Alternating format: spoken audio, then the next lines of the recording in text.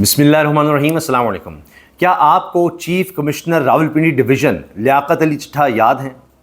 وہی لیاقت علی چٹھا جنہوں نے پریس کانفرنس کر ڈالی تھی اور کمال اور حیران کن طریقے سے پریس کانفرنس کی تھی کہ لوگوں کے وہم و گمان میں بھی نہیں تھا کہ ان کو اس لیے بلایا جا رہا ہے۔ اس وقت شاید کوئی میچ ہونا تھا اسٹیڈیم میں یا کچھ اس طرح کا کام تھا، اور انہوں نے جب پریس کانفرنس رکھی تو خیال یہی تھا کہ لوگوں کو بلایا جا رہا ہے انتظامات کے بارے میں بتانے کے لیے کہ کس طرح سے انتظامات کیے گئے ہیں میچ کے لیے، اور اس طرح کی کوئی بات تھی۔ لیکن وہاں سے خبر کیا نکلی جس نے سب کو ہلا کر رکھ دیا؟ Liaquat Ali چٹھا chief commissioner Rawalpindi division نے کہا کہ ہم نے الیکشنز میں دھاندلی کروائی ہے، اور یہ تک کہہ دیا کہ مجھے چوک میں لٹکا دیا جائے، اور اس دھاندلی میں ملوث ہیں چیف جسٹس اس وقت کے قاضی فائزی صاحب اور چیف الیکشن کمشنر سکندر سلطان راجہ، مجھ سمیت ان کو بھی جناب لٹکا دو، چوک میں لٹکا دو۔ یہ انہوں نے بات کی تھی۔ 13 انہوں نے کہا نیشنل اسمبلی کی 13 سیٹس ہارے ہوں کو ہم نے جتوائی ہیں۔ جو جیتے ہوئے تھے تحریک انصاف کے تھے سارے، ان کو ہرایا اور ہارے ہوں کو جتوایا، اور کہا کہ میں تو اپنی جان لینے کا تھا فجر کے وقت، لیکن میں نے کہا کہ نہیں، ایسے نہیں، میں سب سچ بول کر پھر جاؤں گا۔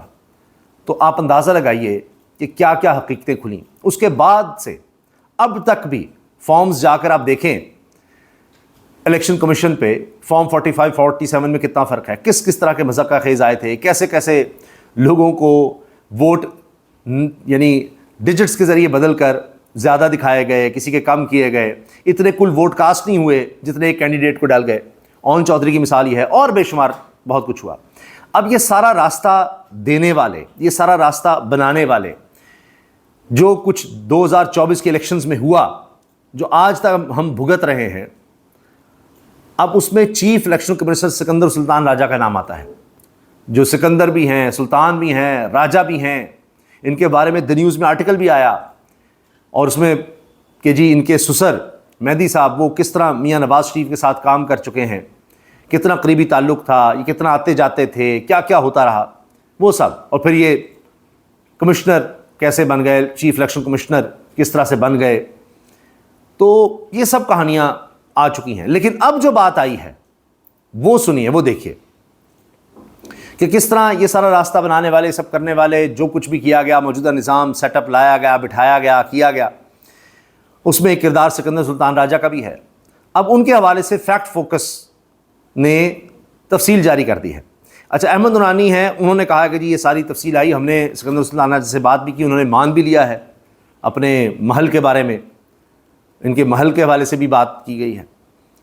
اب وہ تو چلے باہر بیٹھے، لیکن یہاں کے صحافی میں اعزاز سید ہیں، انویسٹیگیٹو جرنلزم کا ایک بڑا نام، وہ اس کو ری ٹویٹ کر رہے ہیں، وہ بھی، اور دیگر صحافی بھی اب اس کو کوٹ کر رہے ہیں، بتا رہے ہیں کہ بھائی یہ تو بہت بڑی واردات ہے، یہ سب کیا کیا گیا ہے، اس کا کوئی حساب کتاب سامنے آئے گا یا نہیں آئے گا۔ اب اس میں جناب چیف الیکشن کمشنر 2 ایسے پلاٹوں کا کرایہ وصول کر رہے ہیں، سنتے جائیے گا، 2 ایسے پلاٹوں کا کرایہ وصول کر رہے ہیں جن پر کوئی تعمیرات ہی نہیں۔ کبھی آپ نے سنا ہے خالی پلاٹ کا کرایہ؟ اور وہ کرایہ بھی ایسا کہ جیسے وہاں کوئی بلڈنگ ہو۔ آپ سوچئے، پلاٹ ویسے خالی ہیں لیکن ان کا کرایہ آ رہا ہے، اور ٹھیک ٹھاک آ رہا ہے، یہ بھی نہیں کہ کچھ تھوڑا آ رہا ہے یا کم آ رہا ہے، نہیں جناب۔ اچھا، اب ہو کیا رہا ہے، چیف الیکشن کمشنر سکندر سلطان راجہ نے بااثر بزنس مین کو یہ پلاٹ دے رکھے ہیں۔ ماہانہ پیسے لینے کا انہوں نے اعتراف بھی کیا ہے۔ ماہانہ ایک بڑی رقم عبدالین سوسائٹی لاہور کے گھاس بھوس سے بھرے خالی پلاٹوں کے کرائے کے نام پر لی جا رہی ہے۔ بھاری رقم ہے جو خالی پلاٹوں کی لی جا رہی ہے۔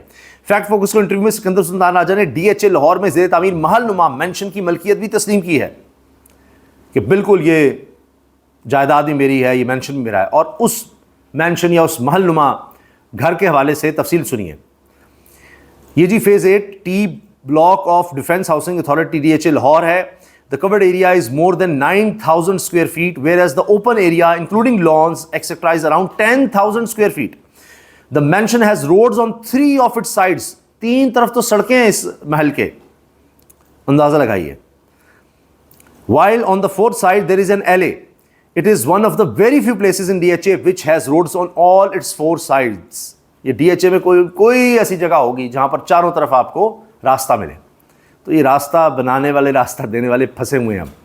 ابھی تو نظام چل رہا ہے، ابھی دیکھیں کہ جب یہ ختم ہونا ہے، اور اس نے ہونا ہے، یہ ایسے چل نہیں سکتا، نہ تاریخ میں ایسے ہوا ہے، نہ جو اب حالات ہیں وہ یہ بتاتے ہیں کہ جی یہ کوئی نظام چل سکتا ہے، اس نے ختم ہونا ہی ہونا ہے۔ تو سوچئے پھر کیا ہوگا۔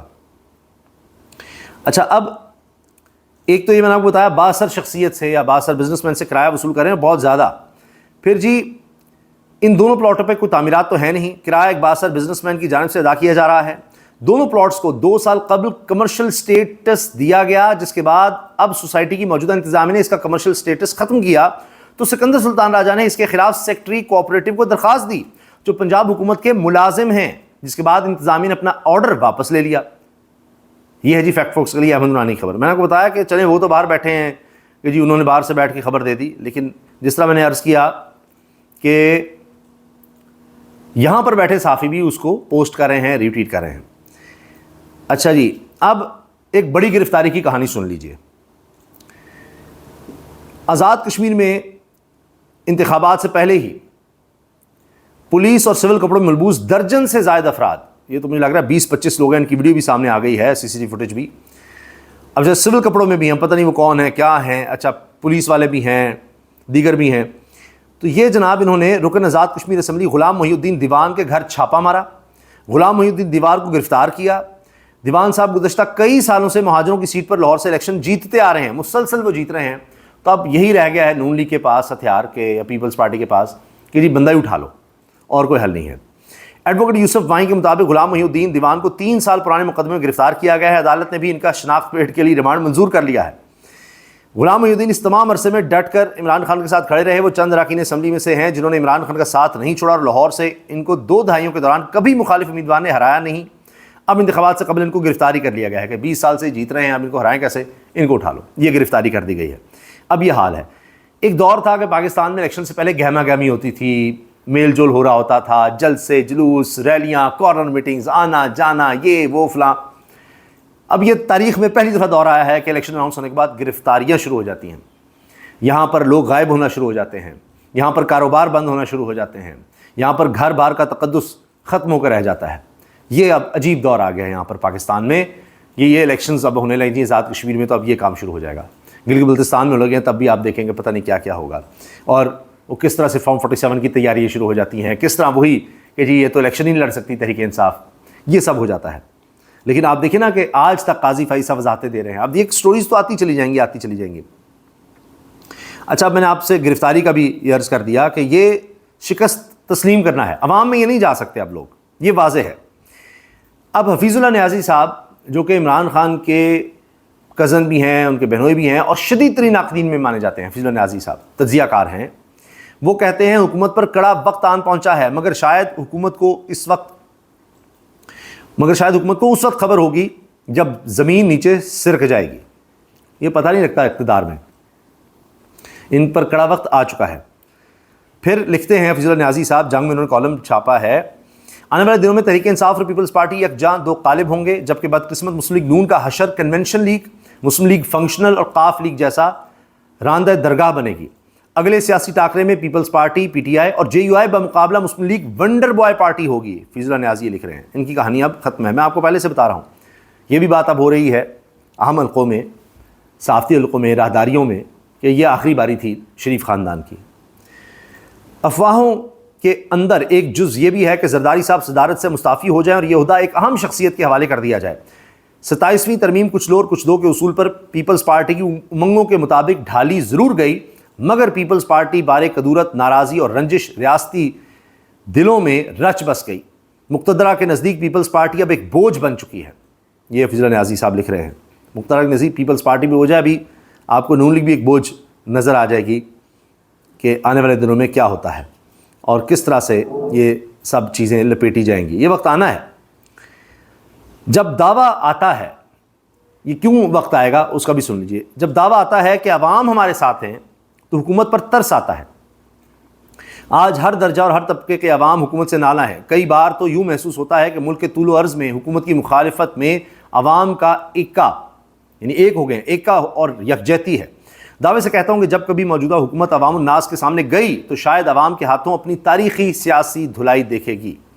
یہ جناب حفیظ اللہ نیازی صاحب نے جنگ میں کالم لکھ دیا ہے، اور یہ باتیں اب ہو رہی ہیں، تسلسل سے ہو رہی ہیں، تو آپ سوچئے کہ کیا حالت ہو چکی ہے۔